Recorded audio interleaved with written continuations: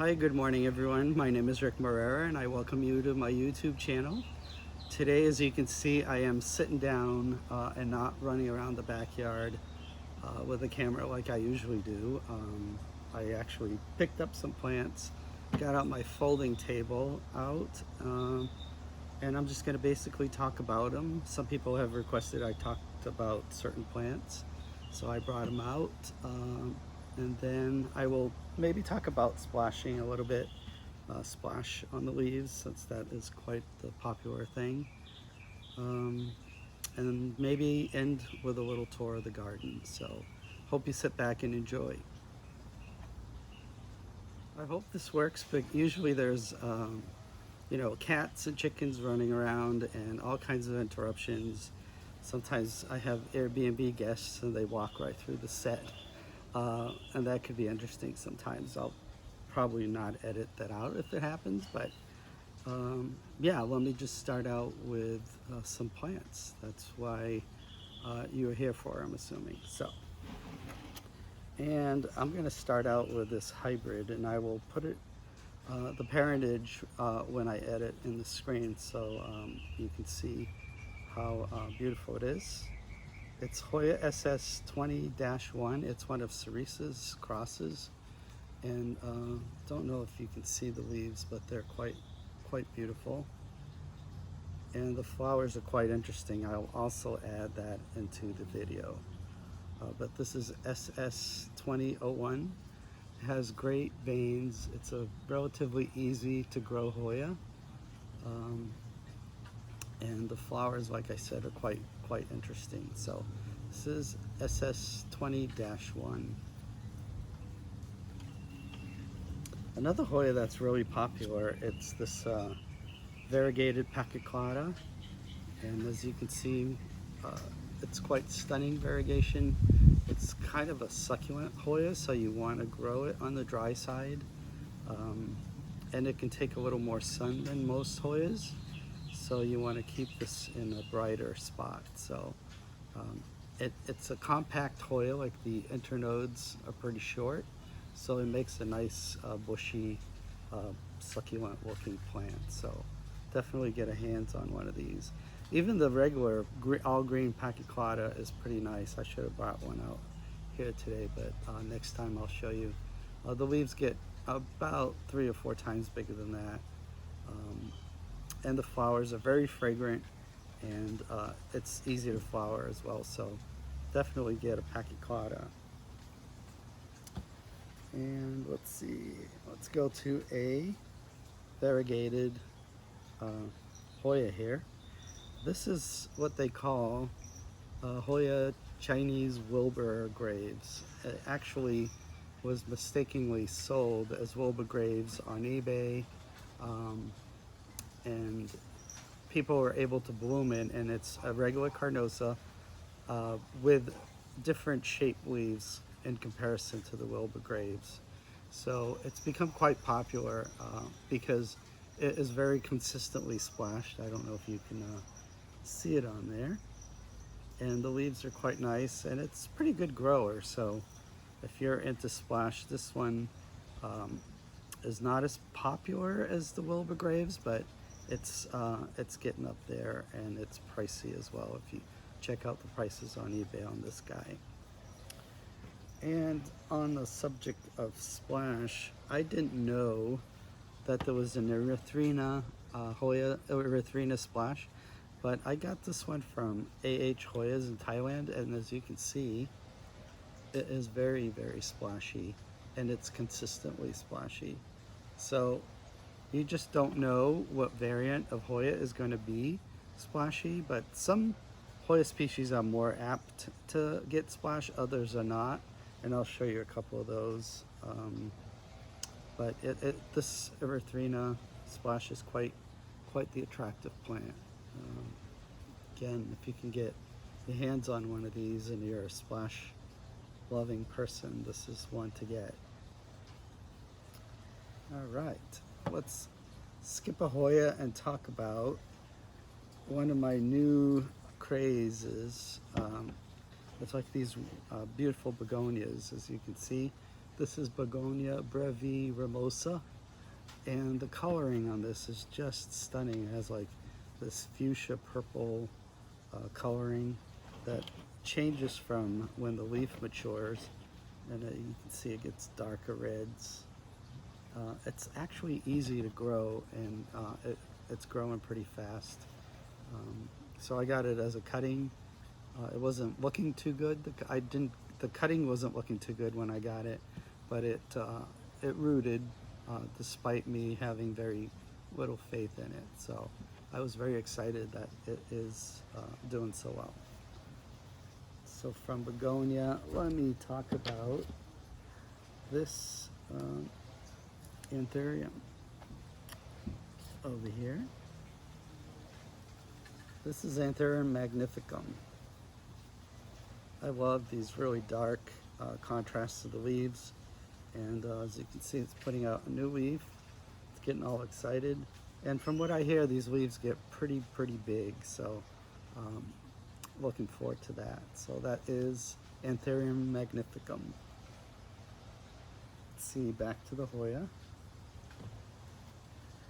So over here, someone asked me about this Hoya, and it has a little oak tree seedling in here. I gotta pull it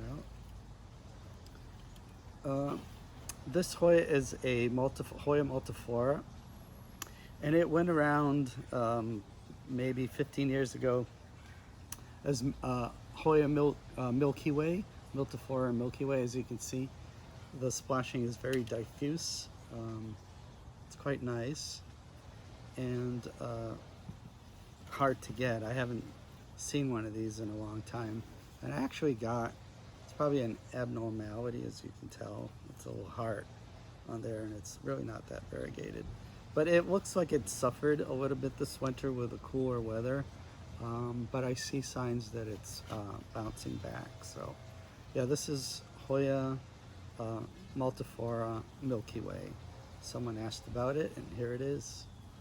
You can see the splashing like that. And I'll tell you about a few Hoyas that usually don't get any splash. And I'll get a couple here that don't.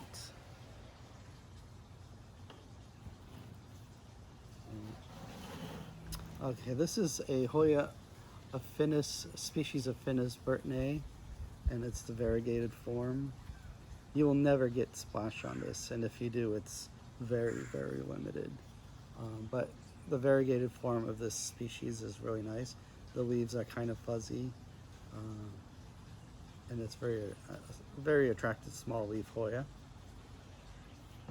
And most of the Potsii, with maybe a few splashes here and there, but you can see this Potsii IML 0616 is pretty sun stressed, but it's not going to get much splash ever. These are not splashy Hoyas, so but it does get the sun stress, so it makes up for the splash not being there by getting a nice maroon brown color. Also, Hoyas that are too sun stressed might slow their growth down, so you better be careful. If you put your Hoyas in really bright light settings or in artificial light settings, you'll get a really dark leaf, and the leaf will probably tend to be smaller in size, and but the growth is going to be stunned a little bit because the Hoya is really stressing out. As you call it stress, that's for a reason. And then I have these two here that this is a Thomsonii, and it happens to be quite variegated, which I wasn't aware of it until recently. It's quite beautiful. It's very fuzzy. It's putting out a very fuzzy new leaf. I don't know if you can see. Yeah, but this is quite the beautiful Hoya. A little concerned about these Thomsonii because in Florida they don't do so good for me. And then this is It's been going around as Hoya affinis thompsonii. And the difference between this Hoya thompsonii and the other, the length of the leaf is a lot smaller, and the back of the leaf is super, super hairy. I don't know if you can tell on here. I wish I could reach the camera, but I'm the distance from the camera there. And then you can see the little leaf and the new growth is really, really, really fuzzy. So, and it's not very splashy. I don't think this will splash at all. The Hoya affinis thompsonii. And I would like to end the video with, oh, I have another Hoya here. This is one of Susan's carnosa hybrids, and it is wildflower. And carnosas usually tend to splash quite a bit if you especially put it in bright light or if you grow it under artificial lights. This one I have in the greenhouse, so it's getting you know, moderate, about 50% sunlight in there with my shade cloth. But you can see it's really, really, really splashy. It's almost as splashy or more splashy than a Wilbur Graves. So if splash is your thing, you might want to get a wildflower from Susan or Coco Ranch. So this is quite, I really love this one in particular. And I'm just going to talk about a little incident that happened in my backyard. I had this seed pod of Hoya micrantha, and I got about 100, close to 100 seeds, and I planted them all. I had them on a long tray, and I was moving them, and my chickens were running around the yard, and they found the seed tray, and they ate all of them except for this one. They left the other ones just to the main stem. There was no, they all died back, and this is the other one. This is the only one that survived. I don't know if you can see, it has really dark edges. And because this history of this poor Hoya, I'm gonna call it Hoya Chicken Massacre when it flowers, and if it's up to my standards, I'll name it Hoya Chicken Massacre to remember the incident. So as you can see, it's really cute. I can't wait till it fills out and grows out to be a big plant. Yeah, as you can see, I don't have a lot of orchids on here, but I'm just going to show you one that just opened up a couple of days ago, and this is, I can't even pronounce, Celtic Sun Maya, V-U-Y-L. You can see that. And I did not expect this to be so pretty. The yellow looks like a daffodil almost, and I don't think it's fragrant, but I really like the shape of the flower and the lip and the growth pattern of this Hoya, of this orchid. So this is the orchid I'm showing you today. And then to end the table presentation, I'm gonna show you a queen Anthurium that's put out a new leaf. I bought it and it only had like these 2 leaves. This is about 4 months ago, but it's putting out these really nice, beautiful new leaves, as you can see. The queen Anthurium, or Anthurium loroquinium, these names sometimes. And then the last Anthurium is Anthurium crystallinum, and that's a baby leaf on there coming out. It's quite cute, and as you can see, very high contrast leaves there. So I hope you enjoyed the sit down portion of my video today. So I'm just going to walk around the garden briefly and show you some more Hoyas and orchids.